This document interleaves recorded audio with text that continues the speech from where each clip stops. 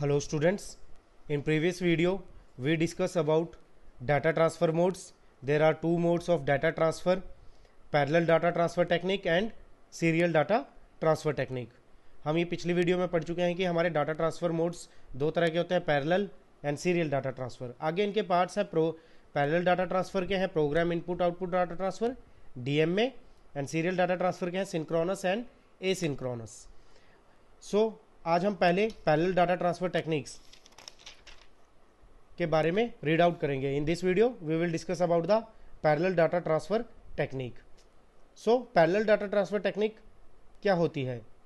In this data transfer several bits at the same time is transferred, कि काफ़ी सारी bits को एक ही टाइम पर हम पैरेलली ट्रांसफर करते हैं.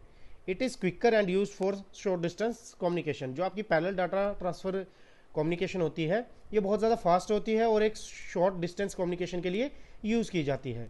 क्यों? क्योंकि हमारी जो बिट्स होती हैं, मान लें ये आपके इनपुट हैं, ठीक है, ये एक ही टाइम में बिट्स को ट्रांसफ़र करेंगी, ठीक है, सेवरल बिट्स को. आपकी पैरेलल डाटा ट्रांसफ़र जो टेक्निक है वो दो टाइप की होती है. First one is programmed input output data transfer and second is DMA, direct memory access, ठीक है, access. So there are two types, programmed input output data transfer and DMA. So in this video we will discuss about programmed data transfer और programmed input output data transfer. So क्या होता है ये? In this data can be in this technique the data can be transferred from input output device to the CPU and from CPU to the memory. बड़ा ही simple है. Program input data transfer में हमारा क्या होता है? जो हमारा डाटा ट्रांसफर होता है वो कहाँ से होता है? इनपुट आउटपुट डिवाइस से CPU में, या फिर CPU से मेमोरी में और इनपुट आउटपुट डिवाइस में.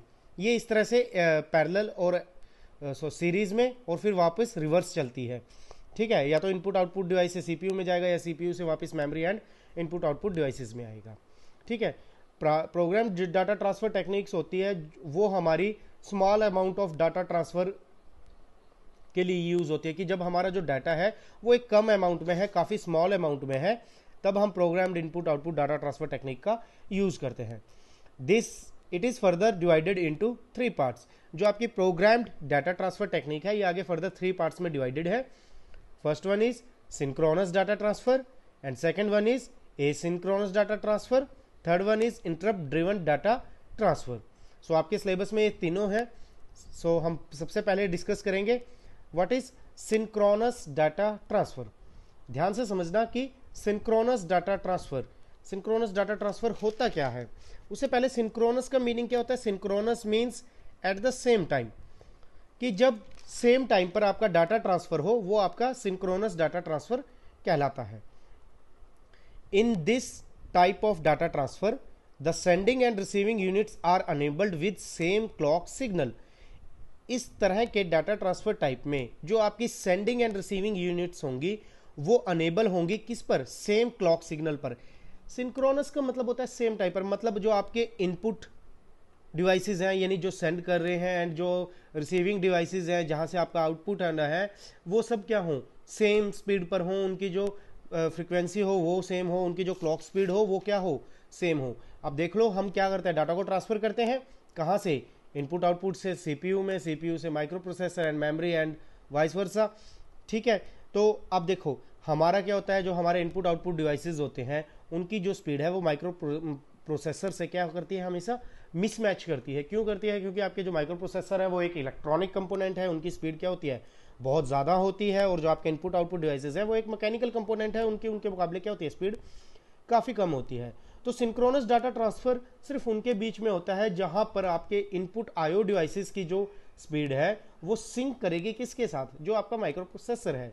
अगर वो उससे सिंक कर सकती है, सेम स्पीड होती है, या फिर हमें ये पता होता है कि हमारे इनपुट आउटपुट डिवाइसेस की स्पीड क्या है, तब हम इस टेक्निक को यूज कर सकते हैं. It is possible between 2 units when each of them known the behavior of the other.